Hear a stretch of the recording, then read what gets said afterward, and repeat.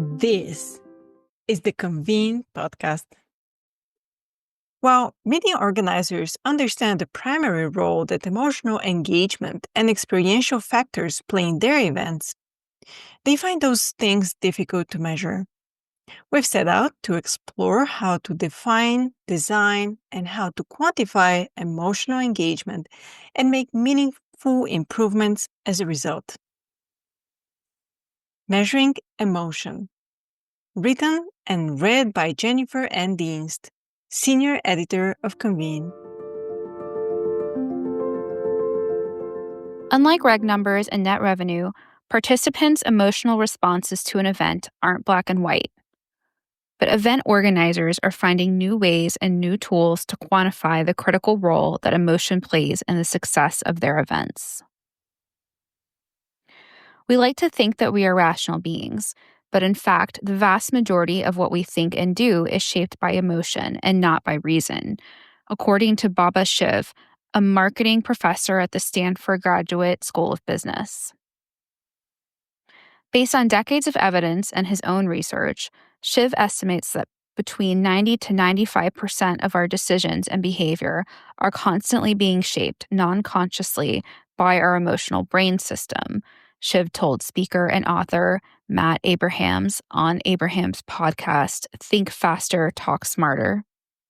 If you want to persuade people, Shiv said, first and foremost, you need to play into what the emotional brain is looking for. Feelings also play a role in learning and memory, making educational experiences that are tied to emotion more likely to stick with us. And according to psychologist Barbara Fredrickson, director of the Positive Emotions and Psychophysiology Lab at the University of North Carolina, positive emotions help us think more expansively and make stronger connections with others. Many meeting organizers understand the primary role that emotional engagement and experiential factors play in their events, but more than half, 55%, said that they find that emotions are difficult to measure, according to the CIMA Events Maturity Benchmarking Study published late last year.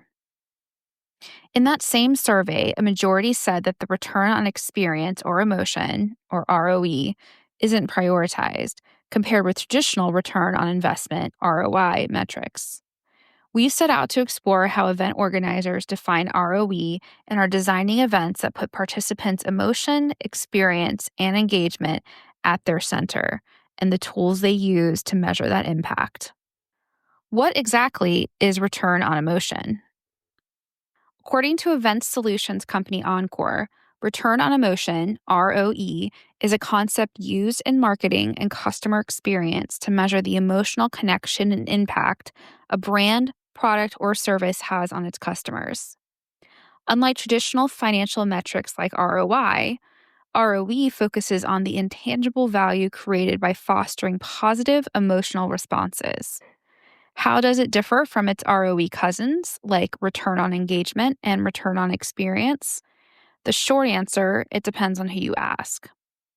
To Amanda Armstrong, Encore's Senior Vice President of Communications and Industry Relations, return on emotion, return on engagement, and return on experience are interchangeable, as all three measure customers' emotional connection with an event. However you define ROE, she said, events are opportunities to change behaviors, and emotions are levers of change when it comes to designing business events that deliver an impact.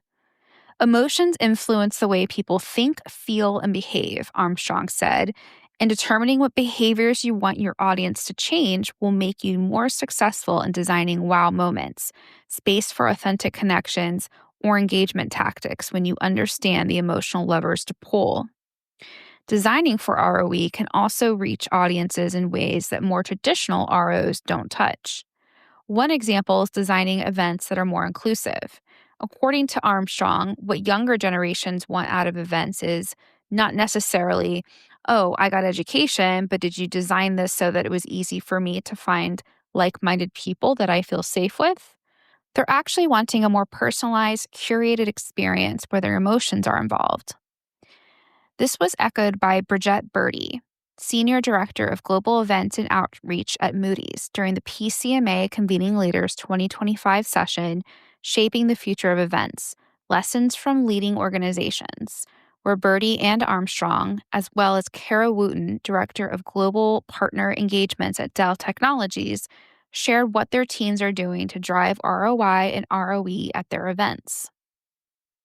Measuring ROE, they concluded, can provide an indicator of how well attendees' needs are being met and how inclusive an event is. I think that will drive brand loyalty, Birdie said during the session, and more specifically for associations, member loyalty and retention. Which emotions are we driving exactly? Well, it depends on your event goals. What you're trying to achieve is a sentiment about your brand, about your event, about your experience, Armstrong said. So, on the whole, you want positive, but you also want impactful. She also alludes to a roller coaster, that taking an audience on highs and lows can create a more meaningful experience. Community Factory and Club Itchy co founder Liz Lathan, CMP, likens emotional engagement to an ever changing journey as well. Lathan's former marketing agency, Hote, now Brand Revolution, who trademarked the phrase return on emotion in 2022, conducted a year-long study on the metric in 2021 to determine which emotions are most influential in driving business at events. 5 were identified: hopeful, adventurous, active, accepted, and motivated, or HAM for short. Lathan, who co-founded Hote and served as its CMO from 2018 to 2022, said that when you're evoking emotions at an event, you have to understand your purpose and what you're trying to accomplish. The approach that we took with our research specifically was, with the intent to drive business, what emotions do you need to evoke? She emphasized that when and where they evoke these emotions is crucial. In fact, it's changed how she plans the event journey entirely. For example, when planning a 3-day conference, she said, she will actually label where they need to happen in an event. Lathan outlined a sample plan for eliciting the 5 emotions, or HAM, beginning with registration, which can easily be the worst part of an event, she said. You stand in a long line, or it's a frictionless experience where you don't even see a human. You just get your stuff and then you get on your cell phone to see if anyone else is there and not feel lonely. This event pain point is an ideal opportunity to introduce a feeling of acceptance by having actual humans there to welcome you, making it feel like you're in the right place, she said, and that there are people that you can connect with. Starting with acceptance at the very opening moment can change how you view this. The opening keynote is a prime opportunity for instilling hope into the audience, which, when followed by an activity that makes it easy for attendees to engage with each other, checks off the active box. Lathan said this is the moment to encourage conversations, making sure that the energy comes up so that people feel like, I've got another day and a half here. What am I doing that's contributing to something that's going to happen later in the event? The first afternoon or evening is an ideal opportunity for adventure. For example, during an industry summit Lathan hosted for Hote in 2022 at Atlantis Paradise Island in the Bahamas, attendees had an opportunity to swim with the dolphins and get up close with other sea creatures, but it doesn't necessarily have to be an activity with such wow factor. It's just about encouraging attendees to get out of their comfort zone, if only for a short time. It can even be a passive experience. We found with our research that if they're watching someone else do something, Lathan said, like a hot wings challenge, she joked, that will suffice.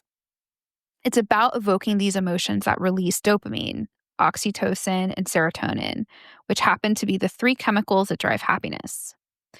On the final day is when to push the motivation piece, so that when they leave, Lathan said, they're thinking about what they can do next, whether it's registering for the next event or following up on a sales lead. Taking the emotional temperature. According to the SEMA study, a stronger focus on return on experience may help events teams drive stronger ROI and event success narratives. However, this metric remains a sticky spot for organizations to lean into, possibly due to challenges around measurement. Is there a right time to capture audience feedback? Ideally, according to Lathan, it would be at various points throughout the event, starting with registration. Prompt attendees to share the challenge they're there to solve, then check in with them throughout their experience. Ask, Are they getting the solution that they were hoping for? Lathan said. So you can get that satisfaction score out of catching those things. To better understand emotional engagement, Lathan said, Hote used a sliding scale to ask attendees if they felt more hopeful or hopeless, active or passive, adventurous or hesitant. They found an average score of at least 8.6 out of 10 to be a good indication that attendee is likely to return for a future event. Armstrong is also a fan of continually taking the temperature of attendees throughout the event journey. Using a live polling app to ask attendees how they're feeling about the session they're currently in, she said, creates an opportunity to see how engaged they are and if it's necessary to pivot. It takes a little bit of a dynamic speaker who can take that feedback, Armstrong said, and then be like, all right, instead of watching the video, we're going to stand up and do a little networking or brainstorming.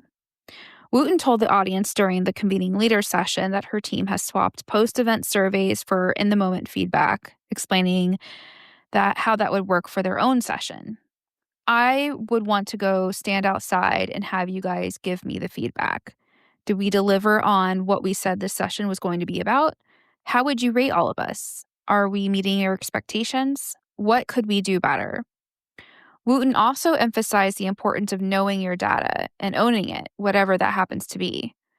All stakeholders and team members, she said, should feel that it's valuable to have data and metrics.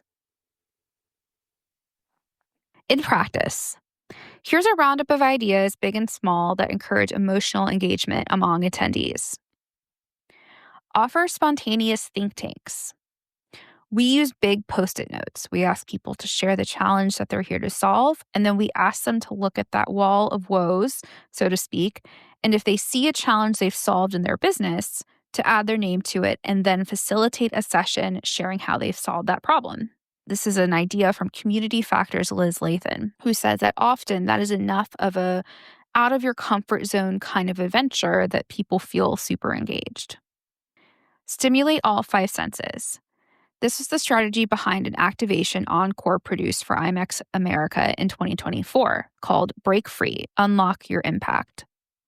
Designed to illustrate how planners can create emotional engagement at their events, the 4,000 square foot booth led attendees through an immersive, multi-sensory experience that encouraged active participation.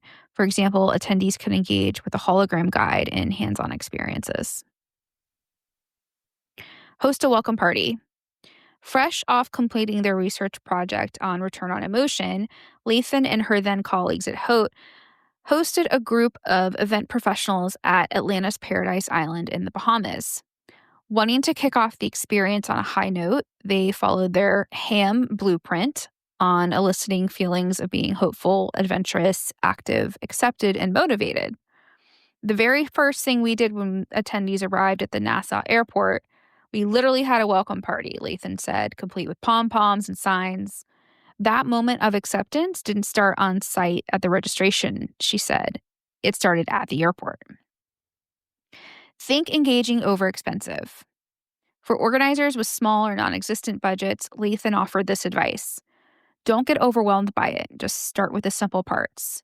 Don't feel like you have to pour $2 million into it in order to evoke these things. Come back to what was fun for you when you were a kid. What engages you now? Add some play back into things. It also costs nothing to create an environment of acceptance, said Lathan, who suggests asking members of your board, committee, or volunteers to act as a welcoming committee during registration, to be the event wing people, so to speak, to help make sure that people are connected. Another suggestion from Lathan, at the start of the event, ask a leader speaking on stage to encourage attendees to adopt the Pac-Man stance. You should never be standing at a reception in a completely full circle, she said. Standing with part of the circle left open so that someone else could enter at any time makes that environment feel much more welcoming. Remember to subscribe to the Convene podcast on your favorite listening platform to stay updated with our latest episodes. For further industry insights from the Convene team, head over to pcma.org/convene. My name is Maggie. Stay inspired, keep inspiring, and until next time.